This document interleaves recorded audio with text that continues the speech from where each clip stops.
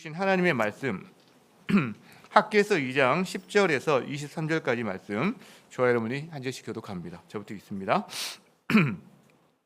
다리오 왕 제2년 아홉째 달 24일에 여호와의 말씀이 선지자 학개에게 임하니라. 이르시되 만군의 여호와가 말하노니 너는 제사장에게 율법에 대하여 물어 이르기를 사람이 옷자락에 거룩한 고기를 쌌는데 그 옷자락이 만일 떡에나 국에나 포도주에나 기름에나 다른 음식물에 닿았으면 그것이 성물이 되겠느냐 하라. 학개가 물음에 제사장들이 대답하여 이르되 아니니라 하는지라. 학개가 이르되 시체를 만져서 부정하여진 자가 만일 그것들 가운데 하나를 만지면 그것이 부정하겠느냐 하니 제사장들이 대답하여 이르되 부정하리라 하더라. 이에 학개가 대답하여 이르되 여호와의 말씀에 내 앞에서 이 백성이 그러하고 이 나라가 그러하고 그들의 손의 모든 일도 그러하고 그들이 거기에서 드리는 것도 부정하니라. 이제 원하건대 너희는 오늘부터 이전 곧 여호와의 전에 돌이 돌 위에 놓이지 아니하였던 때를 기억하라. 그때에는 20고루 곡식 더미에 이른즉 10고루뿐이었고 포도즙 틀에 50고루를 기르러 이른즉 20고루뿐이었었느니라. 만군의 여호와가 말하노나 내가 너희 손으로 지은 모든 일에 곡식을 마르게 하는 재앙과 깐부기 재앙과 우박으로 쳤으나 너희가 내게로 돌이키지 아니하였느니라. 너희는 오늘 이전을 기억하라. 아홉째 달 24일 곧 여호와의 성전 지대를 쌓던 날부터 기억하여 보라. 곡식 종자가 아직도 창고에 있느냐? 포도나무, 무화과나무, 석류나무, 감람나무에 열매가 맺지 못하였느니라. 그러나 오늘부터는 내가 너희에게 복을 주리라. 그달 24일에 여호와의 말씀이 다시 학개에게 임하니라. 이르시되 너는 유다 총독 스룹바벨에게 말하여 이르라. 내가 하늘과 땅을 진동시킬 것이요 여러 왕국들의 보좌를 엎을 것이요 여러 나라의 세력을 멸할 것이요 그 병거들과 그 탄자를 엎드려뜨리리니 말과 그 탄자가 각각 그의 동료의 칼에 엎드려지리라. 만군의 여호와가 말하노라. 스알디엘의 아들 내 종 스룹바벨아 여호와가 말하노라. 그날에 내가 너를 세우고 너를 인장으로 삼으리니 이는 내가 너를 택하였음이니라. 만군의 여호와의 말이니라 하시니라. 아멘. 잘 앉으시겠습니다. 제가 신학대학원 다닐 때 그 강의 중에 지금도 기억하는 어떤 한 단어가 있습니다. 영어로 된 건데요. 그 말이 shared memory, shared identity라는 말이 있습니다. 그러니까 공유된 어떤 기억 그리고 공유된 정체성. 아마 같은 정체성은 같은 기억에 기반한다. 같은 기억에서 같은 정체성이 만들어진다. 아마 이런 뜻인 것 같습니다. 여러분, 우리가 사람을 처음 만나면 하는 일들이 있어요. 고향이 어디입니까? 그다음 학교가 어디입니까? 그다음 군대는 어디 나왔습니까? 뭐 축구는 좋아합니까? 뭐 누구 혹시 아는 사람 이렇게 찾아갑니다. 그게 그 사람과 나의 공통점을 찾아서 거기에서부터 뭔가 이게 출발을 하려고 하는 아마 그런 마음 때문에 아마 그런 행동을 하는 것 같아요. 이것도 저 쉐어드 메모리, 쉐어드 아이덴티티와 좀 비슷한 개념이다라고 생각하는데 제가 이 개념을 구약 성경 시간에 배웠거든요. 이런 개념인 거죠. 여러분, 이스라엘은 70년 기원 후 70년경에 노마에 의해서 멸망을 당했습니다. 그래서 온 나라가 이제 갈갈이 찢겨서 사람들이 전 세계로 나가서 흩어져 살기 시작했습니다. 그리고 이 나라가 드디어 한 나라를 다시 만들기까지 얼마 걸리냐면 약 1900년이 걸렸습니다. 2차 세계대전이 끝나고 나서야 이스라엘은 지금 현재 이스라엘 그 땅에 돌아와서 나라를 세울 수가 있었거든요. 근데 이것이 역사적으로는 세계사적으로는 전무후무한 일이다라는 거죠. 이런 일은 없다는 거죠. 왜냐하면 한 민족이 나라를 이루고 살다가 뭔가 멸망했는데 몇십 년만 지나도요 다 동화돼 버리고 그 민족은 흔적도 없이 사라지거나 길어야 뭐 100년, 뭐 200년 이렇게 되지 1900년 동안 세계 곳곳에 흩어져 살던 사람들 문화도 달라졌을 것이고 언어도 달라졌을 것이고 거기에 동화됐을 것이고 그 나라 사람들과 결혼도 했을 것이고 그런데 그들이 1900년이 지나서 한 나라를 만든다? 이거는 세계사적으로 유례가 없는 일이라는 거죠. 여러분, 이 일이 어떻게 가능했을까요? 비밀이 뭘까요? 그 비밀이 뭐냐면 바로 구약 성경입니다. 구약 성경. 이 구약 성경이 그들의 역사책이 되고 그들의 과거에 공유된 기억이 되는 거죠. 그래서 쉐어드 메모리가 되는 거죠. 그래서 쉐어드 거기서 아이덴티티가 나오는 겁니다. 아브라함의 자손이라는 하나님 나라의 백성이라는 이 어떤 정체성이 그걸 통해서 이루어지게 되었다라는 거죠. 자, 그래서 우리는 이 기억이 참 중요하다. 근데 공유된 기억이 중요하다라고 하게 되는데 이 공유된 기억이라는 것은 관점이 필요합니다. 기억 자체도 중요하지만 이 관점이 필요한 거죠. 역사는 여러 사람이 다방면에서 역사를 해석해낼 수가 있습니다. 그런데 이스라엘이 왜 구약 성경을 통해서 이 나라를 이룰 수 있었냐면 하나님의 관점으로 기록된 구약 성경이 그들에게 있었기 때문에 이 관점이 공유되면서 같은 과거가 공유되었다는 것이 큰 힘이 되었다는 거죠. 오늘 본문에 보면 하나님께서 우리에게 이 기억하라는 그런 단어를 여러 번 차례 말씀하시는데 오늘 학계에게 세 번째 말씀이 임합니다. 그러면 이 세 번째 말씀이 어떤 내용이 있는지 우리가 한번 알아볼 텐데요. 먼저 하나님이 질문으로 시작하세요. 하나님께서 학계에게 이렇게 말합니다. 제사장에게 가서 이런 질문을 해라. 그럼 첫 번째 질문을 주세요. 뭐냐면 어떤 사람이 자기 옷자락으로 하나님께 바쳐진 성스러운 어떤 고기를 옷자락으로 쌌어요. 자, 그런데 이 옷자락을 가지고 이제 다른 포도주나 다른 음식에 닿았으면 그러면 그 닿은 것이 거룩해지겠느냐라고 질문합니다. 제사장들이 뭐라고 하죠? 아닙니다라고 대답하는 거죠. 이게 첫 번째 질문. 두 번째 질문을 합니다. 어떤 사람이 시체에 손을 댔다. 근데 그 사람이 시체에 손댄 손으로 다른 물건을 만졌다. 그럼 그 물건이 부정해지겠느냐 이렇게 질문을 하라고 합니다. 제사장들이 네, 그건 부정해집니다. 이렇게 이야기하는 거죠. 여러분 무슨 말입니까? 거룩은요 옮겨지지 않습니다. 근데 더러움은요 옮겨집니다. 더러움은 전염이 됩니다. 그런데 거룩함은 전염이 안 된단 말이에요. 무슨 말일까요? 제가 만일에 어떤 코로나에 걸린 분하고 같이 서 있는데 이분하고 악수도 하고 허그를 했다고 합시다. 접촉을 했다고 합시다. 그럼 저는 코로나에 걸리지 않아 건강하고 이분 코로나에 걸렸는데 악수를 하면 코로나 걸린 분의 그 코로나 바이러스가 저에게 접촉이 될 때 제가 전염이 되는 거죠. 그런데 저의 건강함이 이분을 거룩하게 하지는 못한다는 거예요. 그러니까 건강이 전염되지는 않지만 감기나 바이러스는 전염이 되는 것과 마찬가지라는 거죠. 여러분 이 컵에 물이 있잖아요. 여기에 기름 한 방울, 무슨 쓰레기 몇 방울만 터뜨리면 이거를 제가 못 먹습니다. 부정해지는 거죠. 그런데 어떤 석유를 담은 컵이 있어요. 쓰레기를 담은 컵이 있어요. 여기에 제가 깨끗한 물을 10방울, 100방울을 뿌린다고 해서 이 물이 깨끗해지는 건 아니라는 거죠. 이 이야기를 하고 있다는 거예요. 자, 그러면 하나님이 왜 이 질문을 하실까요? 그게 중요하죠. 하나님이 왜 이 질문을 하실까요? 두 가지 지금 문제가 있는 거죠. 하나는 이들이 거룩하지 않은데 거룩하다고 생각하는 어떤 게 있는 거예요, 지금. 또 반대로 하나는 이들이 지금 부정해졌는데 부정하지 않다고 생각하는 어떤 것이 있는 거예요. 그죠? 그래서 하나님이 이 질문을 통해서 그걸 깨우쳐 주시는 거죠. 하나님께서 성도들에게 백성들에게 무슨 말씀을 주실 때는요. 추상적인 말씀 별로 안 주십니다. 어떤 상황이 있어요. 구체적인 상황에서 그 상황에 맞는 말씀을 주신다는 거죠. 자, 그러면 이들에게 왜 이 말씀을 주셨을까?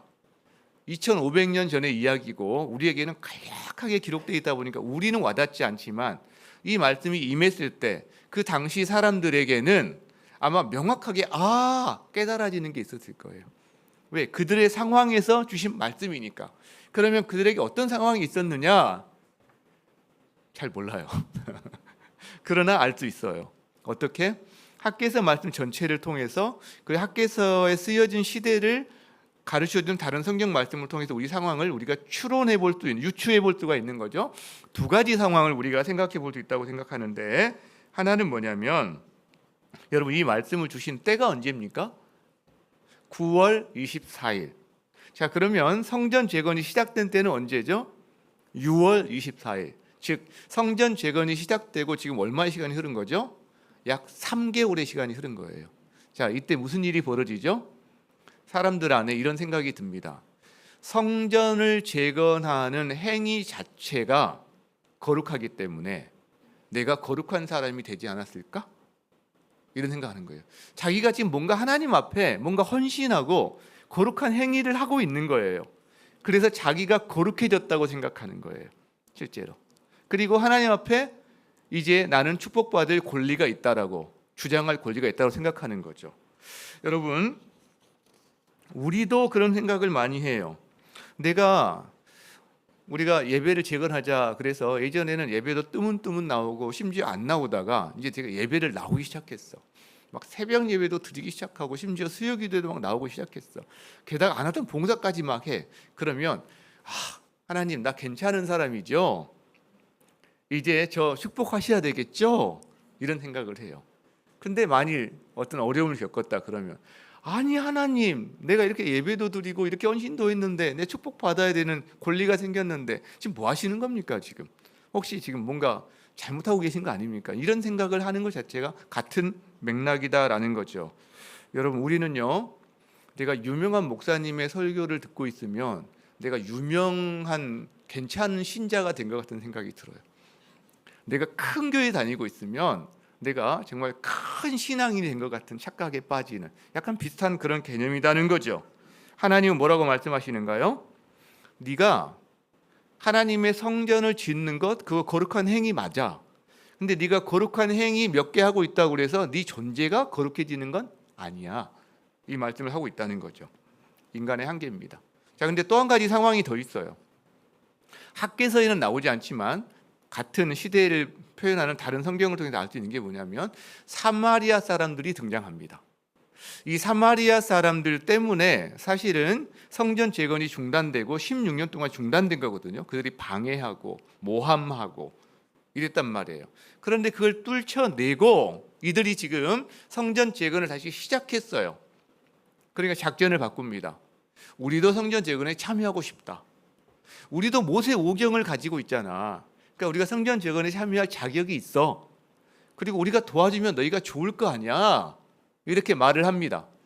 여러분, 이 사마리아 사람들이 성전 재건에 참여한다는 말을 했을 때 이스라엘 사람들 반응이 어땠을 것 같아요? 어땠을 것 같아요? 내가 그걸 어떻게 알아? 지금 그런 표정들이세요. 솔깃했을 겁니다. 왜냐하면 이스라엘 사람들은 가난해요. 지금 자원도 부족해요. 노동력도 부족해요. 그런 상태에서 자기 대적자들을 앞에 두고 성전 재건하는 게 쉽지 않았는데 그들이 우리 편이 돼준다고? 굉장히 효율적인 성전을 제대로 지을 수 있는 공사기간을 단축할 수 있는 옵션이 하나 생긴 거죠. 여러분, 그래서 그 안에서 아마 이걸 가지고 이야기가 진행이 됐을 거예요. 좋지 않냐, 해야지, 무슨 말이야, 아니야, 아마 이런 분란이 나지 않았을까 싶습니다. 여기에 대해서 하나님께서 선지자를 통해서 분명하게 말씀해 주시는 게 있는 거예요. 사마리아 사람들이 성전을 짓는다고 그들이 거룩해지는 건 아니다.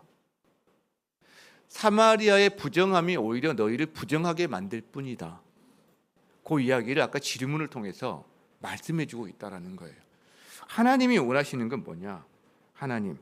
하나님의 관심은 뭐냐? 성전이 멋지게 효율적으로 지어지는 것이 아니라 하나님의 관심은 거룩함이다라는 거예요. 거룩함. 즉 이스라엘의 예배가 거룩해지고 이스라엘 공동체가 거룩해지는 것을 원하신다라는 거죠. 여러분, 이것이 오늘날 하나님의 성전인 가정, 하나님의 성전인 교회에도 동일합니다. 우리 자신을 포함해서. 하나님이 우리에게, 여러분의 가정에게, 우리 공동체에 원하시는 것은 효율, 효과성이 아니라 거룩함이다라는 거죠. 그래서 끊임없이 우리는 유혹에 시달립니다. 이거 조금만 타협하면 이거 훨씬 효과적으로 할 수 있는데, 이 끊임없는 유혹에 시달리는데, 여러분, 만일 교회가 이 시대에 어떤 정치 권력이든 경제 권력이든 사회 권력이든 문화 권력이든 권력과 힘과 그리고 어떤 효율을 앞세우는 것과 손을 맞잡고 그 다음에 나가기 시작한다면 교회 안에서 하나님의 영광은 굉장히 사그라들게 됩니다. 그리고 복음의 능력은 줄어들게 됩니다. 그게 맞는 거죠. 결혼을 예를 들어도 마찬가지예요. 두 사람이 만나서 결혼을 합니다. 그런데 자기 유익을 위해서, 행복을 위해서 결혼하면 다툼과 갈등밖에 없어요. 가정을 이루는 가정도 성전이니까 가정의 근본 원리는 거룩함이에요. 거룩함을 서로 추구하다 보면 거기에서 행복도 주어지는 것이 하나님의 원리다라는 거죠. 자, 그렇다면 이제 하나님이 그 질문을 통해서 그들의 구체적인 상황 두 가지를 말씀하셨는데, 답을 주셨는데 뭘 원하시는 걸까요? 하나님께서. 자, 15절에 나옵니다. 15절에. 자, 이제 원하건대, 하나님이 원하신, 내가 원한다.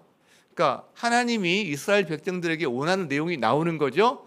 너희는 오늘부터 이전 곧 여호와의 전에 도리 위에 놓이지 아니하였던 때를 기억하라 그래요. 하나님이 원하시는 게 뭐예요? 그들이 성전 재건하기 전에 자기의 처지를 기억하는 것을 원하시는 거예요. 그러니까 우리는 어떻게 해야 할까? 기억하는 거죠. 하나님 우리에게 원하시는 게 무엇일까? 기억하는 거죠. 자, 그래서 첫 번째, 오늘 이전을 기억하라. 이게 주제가 됩니다. 오늘 이전을 기억하라. 자, 그러면 오늘 이전이 어떤 날인가요, 지금? 성전 재건을 하기 이전을 말을 해요. 성전 재건. 내 삶의 중심에 하나님이 중심에서 밀려난 그 시점을 이야기하는 겁니다. 우선순위에 있어서 하나님이 최우선순위가 아니었던 내 삶의 모습에 그때 처지를 생각하라. 자, 여기서 기억하라는 단어가 새 번역에서는 곰곰이 살펴보아라 이런 말입니다. 그리고 또 쉬운 성경에서는 생각하라 이런 말입니다. 우리 학개서 1장에도 그 말이 나왔어요. 너희의 행위를 살필지어다. 같은 단어입니다. 이 기억하다가 너희 행위를, 너희의 지난 날들을 돌이켜보아라. 곰곰이. 그러니까 단순히 과거에 있었던 어떤 사건 하나를 그거 기억해내봐 이 정도가 아니라 그게 왜 그랬는지, 어떤 영향이 있는지 이거를 굉장히 깊게 한번 성찰해보라는 이런 단어라는 거죠. 자, 근데 사실 자체에 대한 기억도 중요하지만 제가 더 중요한 게 있다고 그랬어요. 뭐였죠? 그 기억을 무슨 관점으로, 무슨 기준으로 그 기억을 갖느냐가 중요하다고 그랬어요. 예를 들면 여러분 똑같은 사건을 가지고서도요, 부부가 관점이 다를 수가 있습니다. 한 사람은 너무 좋았어. 근데 한 사람은 너무 속쓰렸어. 이럴 수가 있어요. 그것 때문에 맨날 싸우잖아요, 저희들. 부부만 그럽니까? 가정 안에서, 공동체 안에서 같은 사건을 경험했어요. 근데 해석은 다 달라요. 그러면 하나 되기 어렵습니다. 이것은 공유된 기억이 아니에요. 그래서 하나님께서 뭐라고 하시느냐? 이스라엘에게 이 문제가 하나 생긴 게 있습니다. 솔로몬 성전이에요. 현재 성전을 지으면서 초라해요. 보잘것없어요. 그 사람들이 솔로몬 성전을 생각하면서 그 웅장함을 생각하면서 현재 이 자기들 짓고 있는 일을 의미를 폄하해 버립니다. 낙심해 버립니다. 이것이 전염병처럼 퍼져요. 부정은 부정을 전염시키는 것처럼. 그래서 이들이 용기를 잃어버리거든요. 자, 하나님이 이렇게 말씀하시는 거예요. 너희가 솔로몬 성전 과거의 영광의 관점으로 현재를 봐서는 안 된다라는 거예요. 무슨 말이죠? 여러분, 솔로몬 성전의 웅장함을 가지고 현재의 초라함과 비교하면 현재의 초라함은 문제가 심각해지는 거예요. 하나님 이렇게 말씀하시는 거죠. 너희는 솔로몬 성전의 외관을 보고 있지, 건물을 보고 있지, 웅장함을 보고 있지. 근데 그 솔로몬 성전이 왜 영광스러운지 아니? 웅장해서가 아니야. 외관이 훌륭해서가 아니야.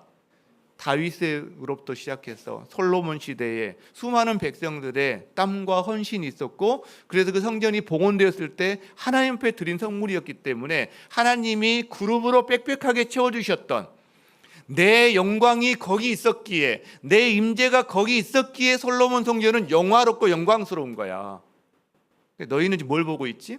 너희는 건물의 웅장함을 보고 그걸 기준으로 삼아서 보는 거잖아. 그러니까 현재가 초라해 보이고 의욕을 잃어버리는 거야. 그런데 하나님 보시기에는요, 솔로몬 성전에 하나님의 영광과 임재가 그 근본 본질이었다면 현재 지어지는 나무로 만든 백향목 성전이 아닌 나무로 만든 성전이라 할지라도 이 성전의 본질에 하나님의 임재가 있다면 동일한 본질이라는 거예요.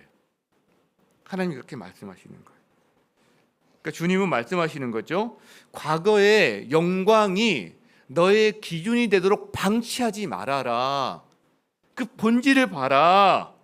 그리고 그 다음에 성전 안에 있는 나, 하나님의 임재, 그 너희를 이끄는 하나님의 언약, 이것이 진짜 기준이 되고 본질이 돼야 된다라는 말씀을 하신다는 거죠.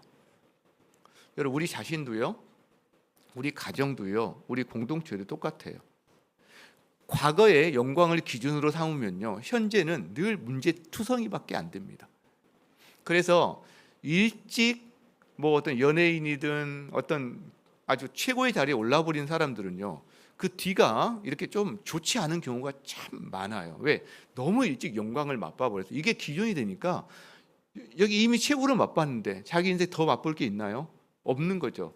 그러니까 그 왕년에 이런 생각하면서 자기 인생이 망가질 수 있는 여지가 많은 거죠.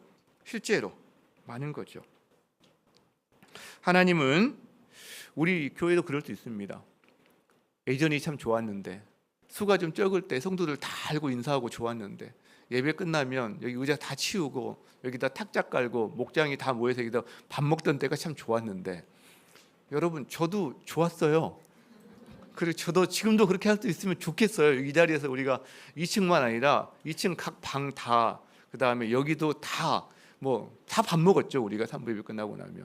저도 좋았고 지금도 그렇게 하면 좋겠어요. 근데 여러분, 탁자 깔고 먹는 게 좋은 겁니까? 하나님이 허락하신 하나님의 은혜가 있고 하나님 주신 교제의 기쁨이 있어서 그게 좋았던 거죠. 지금도 그럼 하나님 주신 교제의 기쁨이 있고 이 교회 안에 하나님 임재가 있다면 여전히 좋은 거죠. 여러분, 그때는 그때대로 좋은 거고요, 지금은 지금대로 좋은 거예요. 그 모양이 좋은 게 아니라 거기에 담겨있는 하나님의 역사가 동일하다면 지금도 좋은 거다라는 거죠. 하나님은 우리를 그때는 그때대로 이끌고 계시고요, 지금은 지금대로 이끌고 계시는 그 하나님이 동일하다면 과거의 영광에 매일 필요가 없다라는 거죠. 자, 그렇다면 하나님께서 오늘 이전을 기억하라 라고 말씀하세요. 오늘 이전, 너희가 성전 재건하기 전에 너희의 처지를 한번 곰곰이 돌이켜봐라, 그러면서 하시는 말씀이 16절에 나옵니다. 볼까요? 16절 나와라. 얍! 안 나오네요. 네. 자, 나왔어요.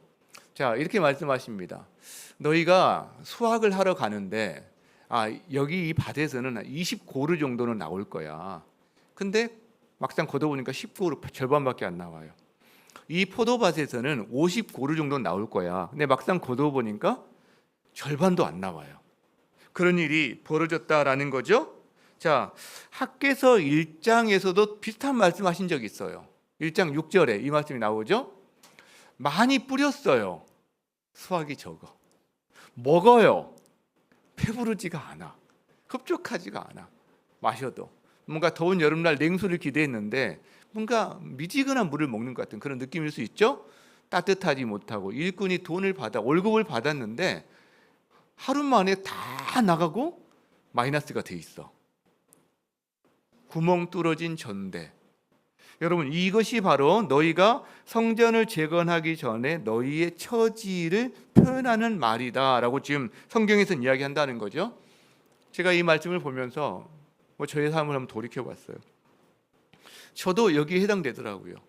저는 성전 자체를 부인하던 사람이었거든요. 예수님을 믿지 않던 사람일 때 제 인생을 돌아보면 정말 그때 죽을 둥살둥 젊은 시절에 노력하고 살아왔단 말이에요. 사실은 심지어 밥 먹고 산책하고 이동하는 모든 시간 오로지 책상 앞에 앉아있는 시간만 날마다 14시간에서 16시간씩을 확보하면서 살았던 이런 시간들이 있는데, 근데 이렇게 죽으라고 했는데 친구도 못 만나고 다 근데 이것도 없는 거예요. 제 삶에 이것도. 그러니까 방황하는 거죠. 왜 이러지? 내 삶이. 그때 자책하는 거죠. 너는 그거밖에 안 되니? 이게 자책이 잘 안 되니까 이제 상대방을 비난하는 거죠. 이 사이가 문제야. 다른 사람 질투하고. 여러분, 자책, 상대방에 대한 비난, 사회에 대한 부정적인, 이게 같은 맥락이거든요. 사실은 자기 안에서. 자, 저는 밑빠진 항아리에 물붓기 같은 그런 인생을 살았던 거죠. 밑빠진 항아리, 구멍 뚫린 전대를 제 청년 시절에 경험한 거죠. 이제 그리고 예수님을 만났어요. 드디어 이제 구멍이 메꿔지기 시작했죠. 그런데 예수님을 만나고 나서도 제가 저의 삶에 하나님이 우선순위가 아닌 채로 살아가는 날도 있어요. 그럼 저에게 남는 건 뭐냐면 불안이에요. 평강이 없어요. 그리고 기쁨이 없어져요. 이걸 경험하고 살아가는 거죠. 여러분, 동일한 일이 저만의 이야기는 아니라는 거죠. 이들에게도, 여러분에게도 동일한 이야기라는 거죠. 자, 그런데 그 지점에서 하나님이 개입하세요. 자, 하나님이 19절에 이렇게 말씀하시거든요. 같이 한번 읽어봤으면 좋겠습니다. 시작. 그러나 오늘부터는 내가 너희에게 복을 주리라, 이렇게 말씀하세요. 그러나 오늘부터는 내가 너희에게 복을 주리라. 저 말씀 우리가 오해하면 안 돼요. 성전 재건을 시작했기 때문에 내 마음이 흡족해, 내가 이제 드디어 내가 너희한테 떡공을 몇 개 던져줄게, 이 말이 아니라는 거죠. 왜냐하면 바로 이 앞에 무슨 말씀이 나오냐면 너희가 성전을 재건하는 행위를 하고 있다고 그래서 너희가 거룩해지는 건 아니야. 너희는 여전히 부정해. 너희가 부정하니까 너희 손으로 하는 모든 일이 다 부정해. 이스라엘 백성이 그러고 이 나라가 그러고 다 부정해라고 하나님이 정의를 하셨어요. 근데 그 부정한 사람들에게 그러나 오늘부터 내가 너희에게 은혜를 줄 거야, 복을 줄 거야. 그러니까요, 우리는 내가 뭔가 거룩한 행위를 하면 하나님이 거기에 맞춰서 복을 주시겠지, 이게 일반적인 우리 DNA 가운데 있는 생각들인데, 그게 아니라 하나님의 복음은 우리가 부정한데 그럼에도 불구하고 하나님이 우리에게 은혜를 주시고 우리를 새롭게 하셔서 우리를 하나님의 사랑으로 빚어가시는 과정에 우리를 둔다라는 거죠. 여러분, 다른 말로 하면 우리가 거룩해졌기 때문에 거룩한 행위를 한다고 복을 주시는 게 아니라 우리의 더러움에도 불구하고 하나님은 복을 주심으로써, 은혜를 주심으로써 우리를 거룩하게 하신다라는 거예요. 이게 복음의 핵심이에요. 로마서 5장 8절 말씀, 제가 좋아하는 말씀인데, 로마서 5장 8절 말씀에 이렇게 돼 있죠. 우리가 나름 괜찮은 사람이었을 때에 그리스도께서 우리를 위하여 죽으심으로 하나님께서 우리에 대한 자기의 사랑을 확증하셨다. 여러분, 이렇게 돼 있어요. 맞죠? 아무도 대답 안 하시네. 내가 나름 하나님 앞에 괜찮은 사람이었을 때, 비교적 깨끗한 사람이었을 때, 거룩한 행위를 할 때 그리스도께서 나를 위하여 죽으심으로, 이렇게 돼 있나요? 아니요. 뭐라고 돼 있죠? 우리가 아직 죄인 되었을 때에 라고 되어 있단 말이에요. 예수님이 자신을 희생하시고 자신을 내어주신 시점이 냄새나는, 죄로 말미암아 정말 썩어가는 냄새가 나는, 악취가 나는 그런 사람이었을 때 그리스도가 우리를 희생하심으로 우리를 거룩한 사람으로 바꿔주셨다라는 거죠. 여러분, 이것이 세상의 논리와 다른 겁니다. 세상의 논리는요, 거룩한 것이 부정한 게 닿아도 이 부정한 게 거룩해지지 않아요. 근데 부정한 것이 거룩한 것에 닿으면 다 같이 부정해져 버려요. 이 예배가 딱 하나가 있어요. 예수님이에요. 예수님. 자, 나병 환자가 있어요. 나병 환자는 부정하다고 여겨졌어요. 나병 환자는 자기가 사람들이 지나갈 때 곁에 못 오게 해야 됐어요. 부정하다, 부정하다. 여러분, 이 말하는 사람, 그 사람에게 이 마음은 어떤 마음인지 진짜 뭐 2번, 3번 죽이는 것 같은 느낌이 드는데 그렇게 할 수밖에 없었어요. 그래야 사람들이 부정해지지 않으니까. 근데 나병 환자를 사람들은 어떤 사람도 접촉하지 않습니다. 왜? 그 사람이 접촉하면 내가 부정해지니까. 근데 예수님은요, 나병 환자를 접촉을 해요. 만져요. 그 당시 사회에서는 예수님이 나병 환자를 만지는 것이 아마 센세이션한 일이었을 거예요. 만진다고? 무슨 일을 하는 거예요 도대체가 지금? 근데 어떻게 됐나요? 나병 환자의 부정이 예수님을 부정하겠습니까? 아니요. 나병 환자가 거룩해집니다. 세상에 일반적인 원리와는 전혀 다른 역설적인 원리가 하나 등장하는 거예요. 혈루증 여인도 동일합니다. 여러분 혈루증 여인이 누구 안에 되면 다 부정해집니다. 그러니까 자기가 이 군중 속에 있다는 것 자체를 들키지 않으려고 노력했잖아요.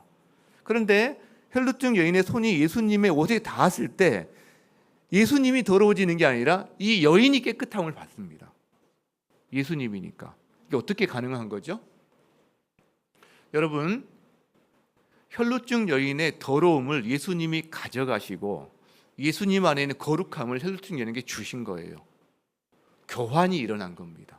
나병 환자의 더러움을 가져가시고요, 그 다음에 나병 환자에게는 예수님의 거룩하심을, 깨끗함을 주신 겁니다.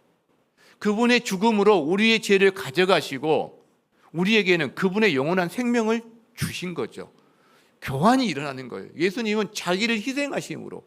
그러니까 예수님이 그냥 바꿔줄게, 뭐 주문 한마디로 해주는 게 아니라 자기를 희생하심으로 이게 이룰 수밖에 없다라는 거죠.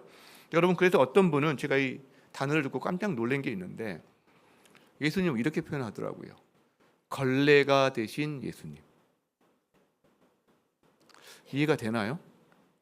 걸레는요, 깨끗해야 제 기능을 합니다. 다른 것의 더러움을 자기 몸으로 흡수해요. 그리고 거기에는 깨끗함을 줍니다. 와, 진짜네. 제가 이런 생각이 들더라고요. 걸레가 되신 예수님. 맞는 이야기네. 맞는 이야기네. 여러분, 그렇다면 우리는 이스라엘 사람들이 내가 성전을 짓고 있어. 우리 입장에서는 내가 이제 좀 예배를 재건하고 있어. 하나님 앞에 예배를 잘 드리고 있어. 뭔가 내가 뭐 어떤 헌신을 하고 있어. 이런 행위 하나하나가 나를 거룩하게 하는 게 아니다라는 거예요. 오직 예수님과의 접촉을 통해서만, 예수님과의 만남을 통해서만 우리는 거룩해질 수 있다라는 거죠. 그렇기 때문에 우리가 성전 재건 이전에 자신의 처지를 돌아봤을 때 거룩하지 못한 부분, 구멍 뚫린 부분을 발견했다면, 내가 좀 거룩한 행위를 통해서 주님께 가야지, 이게 아니라 주님을 만나야지가 되는 거죠. 만나야지. 그 예수님의 거룩함이 나에게 왔으면 좋겠다, 그 열방을 가지고 나아가야 된다라는 거죠. 이것이 바로 예배의 재건을 갈망하는 사람의 갈망이다라는 거죠. 오늘 그 말씀을 하고 계신 거예요. 자, 그런데 주님께서 기억하라고 한 게 한 가지가 더 있습니다. 오늘 본문에서. 뭘 기억하라고 그러느냐? 그 날, 이 세상의 마지막 날, 우리 인생의 결국을 기억하라라고 말씀하시는데, 자, 21절 보겠습니다. 21절. 자, 저게 9월 24일 날 같은 날 한 번 더 학계에게 하나님 말씀이 임합니다. 그런데 이번에는 모든 백성에게 주시는 말씀이 아니라 스룹바벨에게만 말하라고 그래요. 스룹바벨에게. 그러면서 이렇게 말씀하시죠. 내가 하늘과 땅을 진동시키겠다. 흔들어 버리겠다. 여러 왕국의 보좌, 왕권이죠. 여러 나라의 세력을 다 멸해 버리겠다. 흔들어 버리겠다. 우리 지난주에 한번 이야기했죠. 세상의 모든 견고한 것들을 하나님이 진동시키시고 흔들어서 새로운 질서를 만들어내시는 분, 이 이야기를 하는 거죠. 그렇기 때문에 여러분, 하나님이 지켜주시지 않으면 우리가 쌓는 어떤 성도 다 무너질 수밖에 없습니다. 명예든 권력이든 힘이든 그게 부귀 영화든 하나님이 쌓아주시고 보호하시지 않으시면 그거는 세상을 흔드실 때 하나님이 다 함께 흔들어 무너질 수밖에 없는 거라는 걸 알게 되는데, 23절에 이런 말씀을 하세요. 만군의 여호와가 말한다. Almighty God, 전능하신 하나님이 말한다. 스알디엘의 아들 내 종 스룹바벨아, 나 여호와가 말한다. 그날은 어떤 날일까요? 하나님의 때죠. 그리고 이 날은 예수 그리스도가 이 땅에 임하는 날이기도 하고, 이 땅에 하나님 나라가 세워지는 날이기도 하고, 거룩한 성 예루살렘이 이 땅에 온전히 임하는 그날이기도 하죠. 중첩적으로 우리가 산을 계속 여러 개 보듯이 그날에, 세상이 흔들리는 그날에, 세상이 심판받는 그날에 내가 너를 세울 거야. 그는 흔들리지 않게 하겠다는 거예요. 그 너를 인장으로 삼을 거야. 여러분, 인장으로 삼다는 게 뭐죠? 스룹바벨은요, 유다 왕 여호야긴 왕의 손자입니다. 여호야긴 왕은 인장을 뺏긴 왕이에요. 바벨론에게 왕권을 뺏긴 왕이에요. 이 인장을 스룹바벨을 통해서 너를 내 인장으로 삼겠다. 하나님 나라의 주권자로 삼겠다라고 말씀하시는 거죠. 회복에 대한 이야기를 하고 계시는 거죠. 근데 중요한 건 이거죠. 왜 스룹바벨에게 그 흔들리는 심판의 날, 세상이 흔들리는 날에 그를 견고하게 세워줄 것이며 그를 인장으로 삼아서 회복시킬 것이냐? 바로 내가 너를 택했기 때문이야. 이렇게 말해요. 여러분은요, 예수 그리스도 안에서 택함 받은 사람 맞습니까? 그러면 이게 스룹바벨에만 준 말이 아니라는 거예요. 우리에게도 주신 말씀이 된다는 거예요. 우리가 그리스도 안에서 택함 받은 사람이라면 동일하게 세상이 심판 가운데 흔들릴 때 하나님은 우리를 견고하게 세워주실 것이며 이 세상의 모든 왕권, 하나님 나라의 권위와 그 권력과 다스림을 우리에게 허락하신다. 인장을 주실 거라는 거예요. 여러분이 하나님 앞에 세움받을 사람이고요. 여러분이 하나님 앞에 인장을 받을 사람이라는 거죠. 그 말씀을 지금 하고 계신다는 거죠. 왜? 우리는 내 공로가 아니라 내가 예배 몇 번 드리는 거, 이 행위로 되는 게 아니라 예수 그리스도의 공로 때문에, 그분의 십자가와 부활과 죽음과 부활 때문에 우리는 이것이 우리에게 주어졌다라는 거죠. 여러분, 그래서 우리는 하나님의 회복을 기다리면서 현재 회복의 삶을 살아가는 사람들이에요.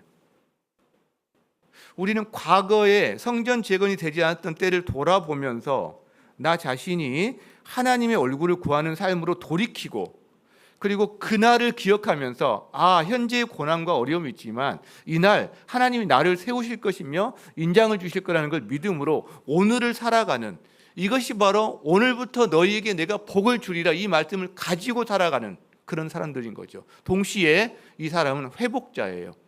내가 회복이 되면서 다른 사람을 이 말씀으로 회복시키는 사람을 살아간다는 거죠. 우리가 이 빛을 받았으면 이 빛을 반사한단 말이에요. 이 빛을 반사하면 약하긴 하지만 다른 사람들이 그 빛 가운데서 길을 찾아갈 수 있는 그런 사람이 된다라는 거죠. 여러분, 그래서 우리 인생은 소망의 인생이 됩니다. 성전 이전은 절망이었다 할지라도 하나님께로 돌이키는 역사가 있고, 그날을 바라보고 기억하면서 현재는 주님과 동행하고, 하나님 내가 오늘부터 너를 복되게 하리라, 복을 주리라, 이 말씀을 믿음으로 살아가는 사람들이라는 거죠. 말씀을 마무리하고자 합니다. 여러분, 우리가 학개서를 보면서 성전을 재건하라 이 말씀을 배웠어요. 그리고 우리는 그것을 건물을 재건하라 이렇게 우리가 듣지 않았고, 그 본질 예배를 재건하라, 공동체를 재건하라 이렇게 우리가 받아들였어요. 맞죠? 자, 그렇다면 여러분, 공동체의 재건에 있어서 한 가지 중요한 내용이 있다면 쉐어드 메모리, 쉐어드 아이덴티티 말에서처럼 공동체 안에 그 중심에 자기가 있으면 안 됩니다.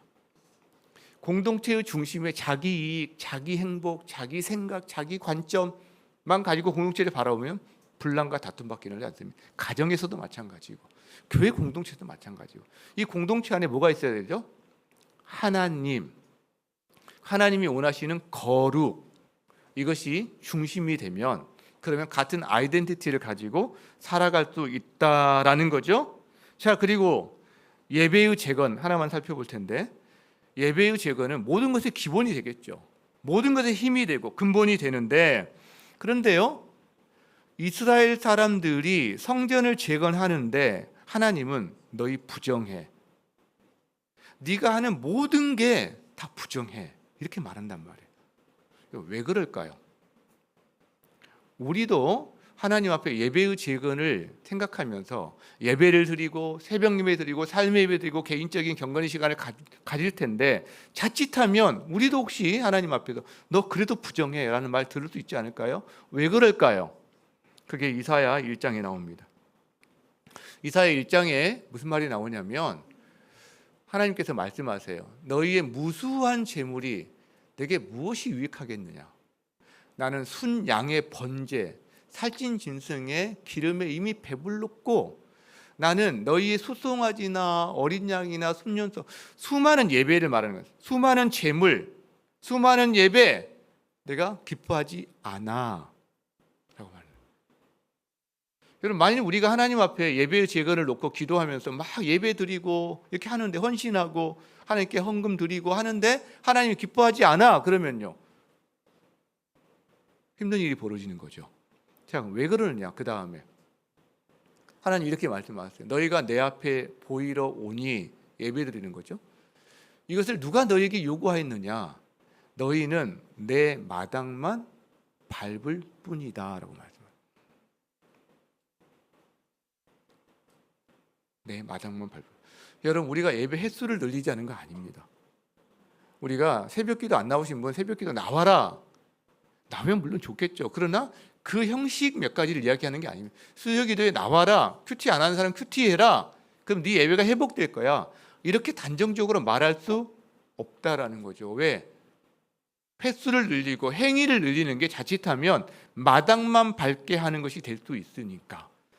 하나님이 기뻐하지 않는 행위가 될 수 있으니까. 그러면 여러분, 뭐가 기뻐하는 거고 뭐가 마당만 밟지 않는 거예요?